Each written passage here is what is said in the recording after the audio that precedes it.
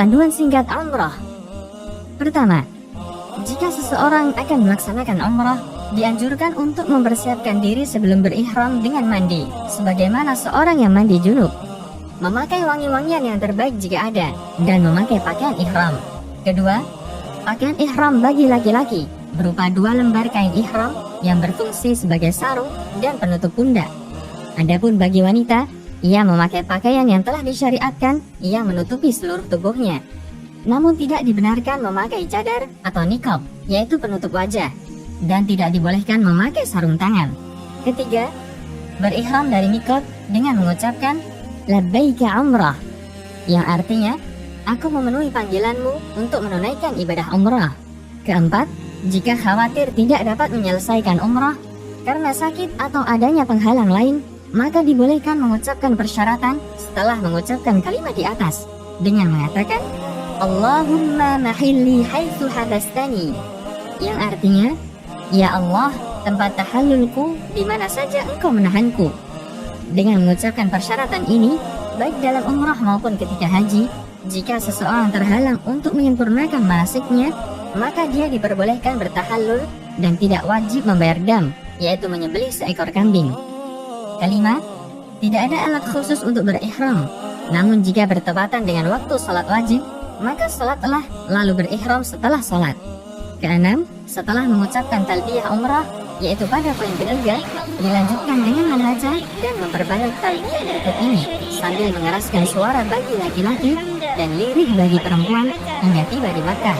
Labbaik Allahumma labbaik, labbaik la syarika lak labbaik, innal hamda wan ni'mata laka wal mulk la syarika lak, yang artinya aku menjawab panggilanmu ya Allah, aku menjawab panggilanmu, aku menjawab panggilanmu, tiada sekutu bagimu, aku menjawab panggilanmu, sesungguhnya segala pujian, kenikmatan, dan kekuasaan hanya milikmu, tiada sekutu bagimu. Ketujuh, jika memungkinkan, seseorang dianjurkan untuk mandi sebelum masuk kota Mekah. Kedelapan, masuk Masjidil Haram dengan mendahulukan kaki kanan sambil membaca doa masuk masjid. Allahumma ftahli abwaaba rahmatik, yang artinya, ya Allah, bukakanlah untukku pintu-pintu rahmatmu. Kesembilan, menuju ke Hajar Aswad, lalu menghadapnya sambil membaca Allahu Akbar atau Bismillah, Allahu Akbar, lalu mengusapnya dengan tangan dan menciumnya. Jika tidak memungkinkan untuk menciumnya, maka cukup dengan mengusapnya, lalu mencium tangan yang mengusap Hajar Aswad. Jika tidak memungkinkan mengusapnya, maka cukup dengan memberi isyarat kepadanya dengan tangan, namun tidak mencium tangan yang memberi isyarat. Ini dilakukan pada setiap putaran tawaf. Ke-10, kemudian tawaf umrah 7 putaran, dimulai dari Hajar Aswad dan berakhir di Hajar Aswad pula, dan disunahkan berlari-lari kecil pada 3 putaran pertama dan berjalan biasa pada 4 putaran terakhir. Ke-11, disunahkan pula mengusap rukun Yamani pada setiap putaran tawaf, namun tidak dianjurkan mencium rukun Yamani. Dan apabila tidak memungkinkan untuk mengusapnya, maka tidak perlu memberi isyarat dengan tangan. Ke-12, ketika berada di antara rukun Yamani dan Hajar Aswad, disunahkan membaca Rabbana atina fid dunya hasanah wa fil akhirati hasanah wa qina adzabannar, yang artinya, ya Rabb kami, karuniakanlah pada kami kebaikan di dunia dan kebaikan di akhirat, serta selamatkanlah kami dari siksa neraka. Ke-13, tidak ada zikir atau bacaan tertentu pada waktu tawaf selain yang disebutkan pada nomor 12. Dan seseorang yang tawaf boleh membaca Al-Quran atau doa dan zikir yang ia suka.